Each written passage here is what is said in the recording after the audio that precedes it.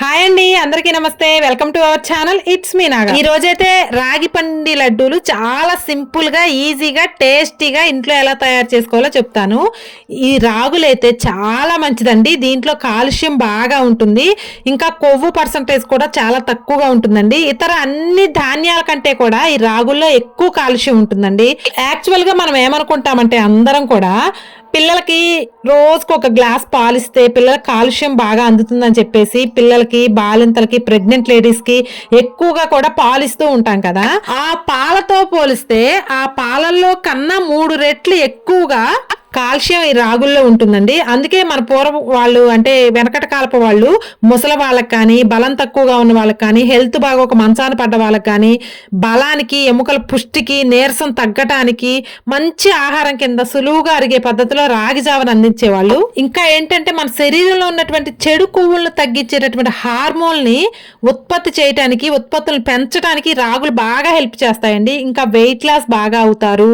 ఇంకా sugar control అవుతుంది. శరీరానికి కావాల్సినటువంటి బలమైన ఆహారాన్ని అందుతాయి, పోషకాలన్నీ అందుతాయి. ఇంకా హార్ట్ కూడా చాలా మంచిదండి.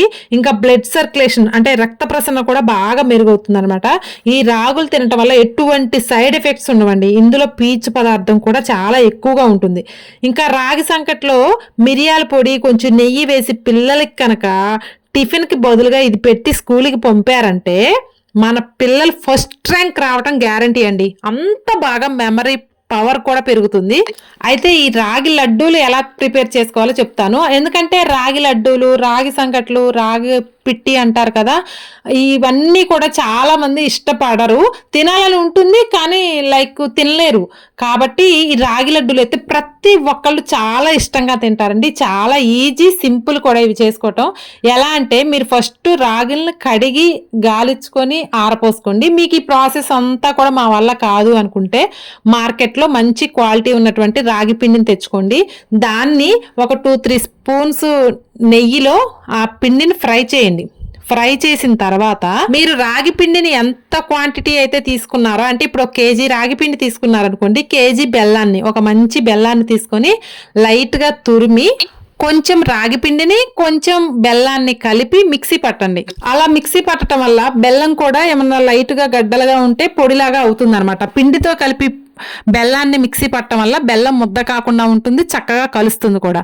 ఇలా కలిపినటువంటి పిండిలో కొంచెం ఇలాచీ పౌడర్ 2 స్పూన్లు వేసుకొని మీరేం చేస్తారంటే ఈ పిండిని, బెల్లాన్ని మిక్సీ పట్టాక ముందే కొంచెం నెయ్యిలో జీడిపప్పులు వేయించి అలానే ఉంచండి. లైట్గా వేయించి స్టవ్ ఆఫ్ చేయండి. తెల్లగా ఉన్నప్పుడే స్టవ్ ఆఫ్ చేయండి, అప్పుడు అవి బ్రౌన్ కలర్లో వచ్చేస్తాయి ఆ హీట్కి. అలా ఉంచిన దాన్ని ఈ పిండి మనం పట్టిన తర్వాత అదే నెయ్యిని, అదే జీడిపప్పును కూడా ఇందులో వేస్తూ ముద్దలు చేసేసుకోండి. చాలా, అంటే నేను చెప్పిన ప్రాసెస్లో చేయండి, చాలా పర్ఫెక్ట్గా వస్తాయి. చాలా టేస్ట్ కూడా ఉంటాయి, చాలా హెల్దీ కూడా. మీరందరూ తప్పకుండా ట్రై చేయండి. ప్రాసెస్ అయితే సింపుల్, 10 మినిట్స్ కన్నా ఎక్కువ పట్టదు. చాలా ఈజీ, టేస్టీ. తప్పకుండా అందరూ ట్రై చేయండి. అందరూ హెల్దీగా ఉందాం.